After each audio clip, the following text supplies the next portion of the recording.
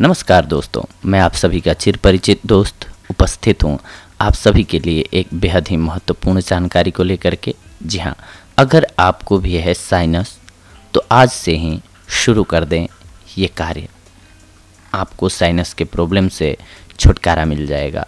जी हाँ, आइए आज हम आप सभी को साइनस की समस्या को दूर करने के कुछ एक अत्यंत सरल तरीके बता रहे हैं। साथ ही वे बता रहे हैं कि एंटी हिस्टामिन लेना कैसे नुकसानदायक हो सकता है और कौन से यौगिक अभ्यास हमारी मदद कर सकते हैं। किसी ने पूछा है कि साइनस व छाती में अक्सर कंजेक्शन की समस्या हो जाती है। साइनस की यह समस्या किसी की खुशहाली को कैसे प्रभावित करती है और क्या इसको ठीक करने का कोई तरीका है। साइनस से कई चीज़ें तय होती हैं। साइनस एक बहुत ही जटिल प्लम्बिंग जॉब है। कहाँ पर वह जाम हो रहा है और कहाँ से वह बह रहा है, ये सब कई चीज़ों पर निर्भर करता है। आमतौर पर लोगों को साइनस के जाम होने की तकलीफ तब ज़्यादा होती है जब वे लेटते हैं, लेकिन फिर भी यह कई और तरीके से भी हो सकती है।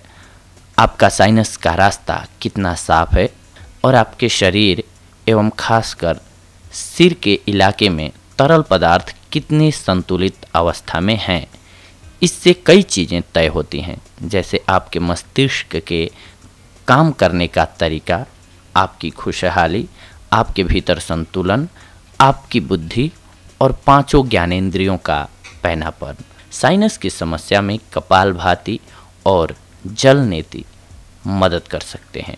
आपके साइनस को संतुलित रखना और उनके भीतर होने वाले तरल के बहाव को निर्बाध रखना बहुत ज़रूरी है।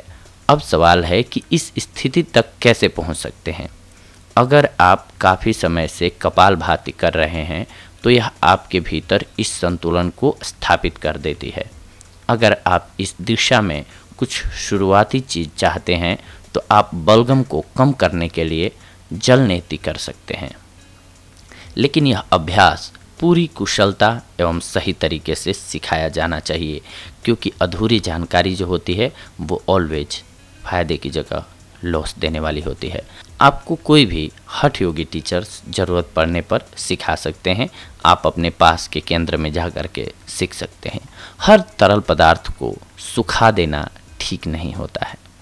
चूँकि अधिक बलगम जाम की स्थिति पैदा करती है, तो इसका एक उपाय तो यह है कि बलगम के स्तर को कम रखा जाए। दूसरा, इसका पता लगाना चाहिए कि साइनस में कुछ जगह बार बार जाम क्यों हो रही है। इस समस्या में ली गई आधुनिक दवाइयाँ केमिकल से तरल को सुखा देती हैं। अगर आप एंटीहिस्टामाइन दवा लेंगे तो यह आपके सिस्टम से बिना कोई भेदभाव किए हर तरह के तरल को सुखा देगी, लेकिन शरीर में इन तरल पदार्थों की ज़रूरत भी होती है। मानव शरीर और उसके पांचों इंद्रियों का कामकाज इस पर निर्भर होता है कि शरीर में तरल पदार्थों की गतिविधि कैसी है। तरल की एक सीमा के बाद ज़्यादा होने से अगर आपको एलर्जी नहीं है तो उसे सुखाना कहीं से भी आपके लिए ठीक नहीं कहा जा सकता है।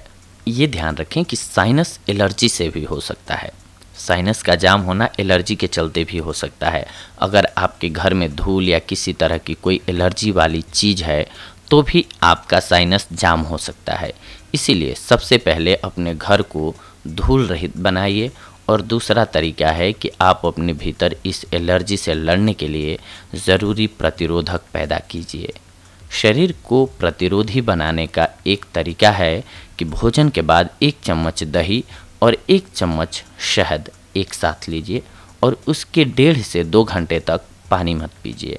यह आपके शरीर में इसिनोफिल लेवल को घटाएगा और आपके एलर्जिक चीज़ों के प्रति आपकी संवेदनशीलता आश्चर्यजनक ढंग से कम हो जाएगी। लेकिन ऐसा तभी होगा कि जब दही एक खास गाय के दूध से तैयार किया गया हो। डेयरी पदार्थों के सेवन से हो सकता है साइनस। जी हाँ, यह काम बड़े पैमाने पर तैयार होने वाले दही से नहीं हो सकता। जैसे डेयरी में हजारों गायों का दूध एक साथ मिलाकर तैयार की गई दही काम नहीं आएगी।